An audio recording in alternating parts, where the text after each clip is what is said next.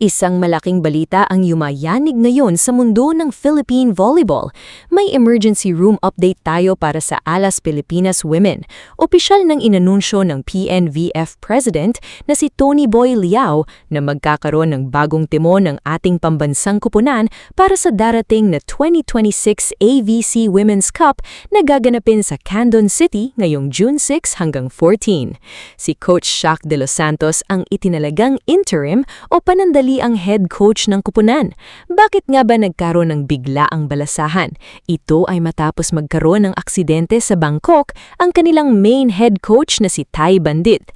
Sumailalim si Coach Ty sa isang seryosong operasyon sa kanyang ankle o bukong-bukong na nangangailangan ng 2 hanggang 3 buwang pahinga. Dahil dito, walang ibang pagpipilian ng federasyon kundi tumawag ng isang subok at veteranong coach na pamilyar na sa sistema ng national team.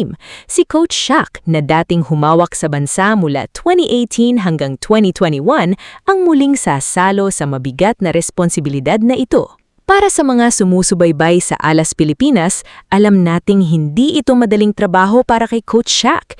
Papasok siya sa isang sitwasyon na puno ng hamon at matinding krisis. Hindi lang injury ng main coach ang kalaban ng kupunan, kundi ang oras at ang mismong komposisyon ng mga manlalaro. Kasalukuyang dadaan sa tinatawag na roster overhaul o malawakang pagbabago ang Alas Women. Maraming mga veterano at pamilyar na pangalan mula sa mga nakaraang torneo ang hindi makakapaglaro dahil sa iba't ibang dahilan tulad ng injuries, player withdrawals at kawalan ng availability dahil sa kani-kanilang mga mother club sa PVL. Katunayan, noong Lunes lang ay nagsimula ang kanilang ensayo na may 10 manlalaro lamang sa pool. Bagamat inaasahan na madadagdagan pa ito sa mga susunod na araw, napakaikli ng panahon para magamay ng mga bago at batang manlalaro ang sistema ng isa't isa.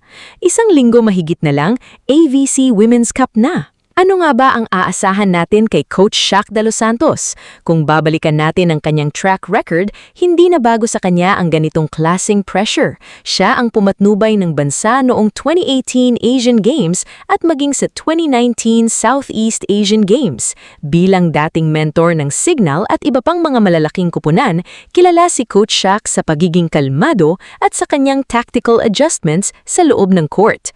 Ang bentahe rito, alam niya kung paano hawakan ang ego at laro ng mga Pilipina high-caliber spikers.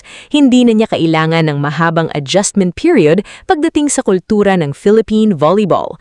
Ang kanyang pangunahing misyon ngayon ay magsilbing stabilizer o ang tagagaybay na magpapakalma sa bansa sa gitna ng unos na dinaranas ng national team pool. Paano nga ba magbabago ang takbo ng laro ng Alas Pilipinas mula sa sistema ni Coach Ty Bandit patungo kay Coach Shaq De Los Santos? Una, pag-usapan natin ang pace o bilis ng laro. Kilala si Coach Ty sa kanyang happy-happy at heart-strong philosophy na nakasandal sa mabigat na conditioning, matinding depensa sa likod at mabilis na transition plays. Ang mga kupunan ni Coach Ty ay kilalang hindi madaling mapatungan ng bola dahil sa bilis ng kanilang floor defense. Sa pagpasok ni Coach Shaq, maaari nating makita ang pagbabalik ng mas tradisyonal at structured na pattern ng volleyball dito sa Pilipinas. Mas binibigyang diin ni Coach Shaq ang tactical blocking at ang tamang positioning ng mga middle blockers upang mapadali ang trabaho ng mga nasa likod. Asahan natin na gagamitin niya ang tangkad ng mga bagong mukha sa pool para magtayo ng solidong pader sa net. Gayunpaman, dahil 10 manlalaro pa lang ang nagsisimula sa ensayo, ang magiging malaking problema rito ay ang chemistry sa pagitan ng setter at ng mga attackers. Sa mga international tournaments tulad ng AVC, kung saan naglalakihan at mabibilis ang mga kalaban sa ibang bansa, ang kawalan ng sapat na preparasyon sa atake ay pwedeng maging mitya ng madilim-dilim na laro. Ang hamon kay Coach Shaq ay kung paano niya mapapagana ang kanyang mga wing spikers gamit ang mga simpleng play distribution na madaling matutunan sa loob ng natitirang 2 linggo.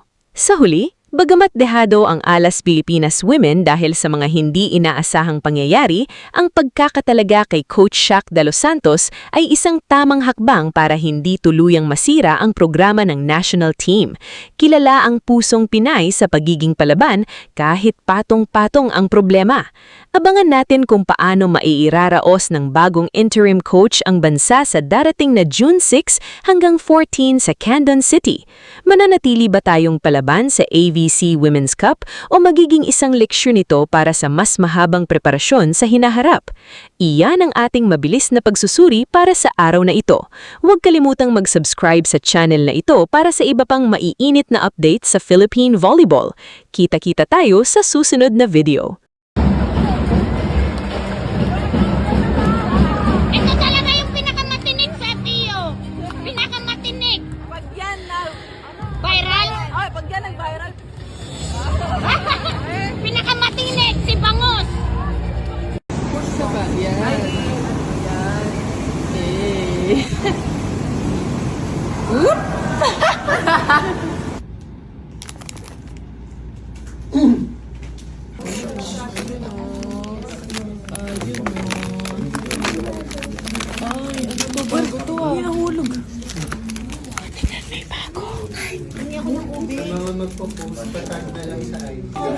Milky pa? What can you say sa milky pa? Ang sarap! Tikman na na. Tikman na natin. Tikman na na. Go, tikman mo. Cheers muna. Okay, 1, 2, 3. Ay, sala. Hindi kayo mapapasaan. Cheers. Cheers. Tayo patikim na. Ay, wala pa pala. Wala pa nga ako. Patingin, ako patingin. sa'yo, Lori. Patikim nga. Patikim nga din ako sa baba. Ate ka ba, Lori, sa laway? Dita. LC ka ba? Ano yung LC? Laway conscious. Ang laway niya. Hindi mo magugustuhan to, sa akin na lang.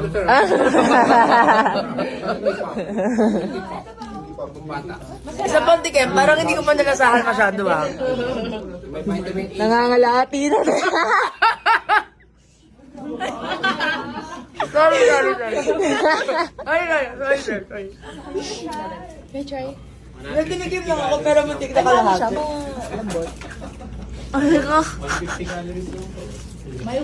Sino pa titikim?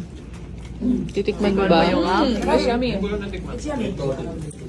Watch Dogs, patingin nga lang sa'yo. 4 grams of protein. Sarap.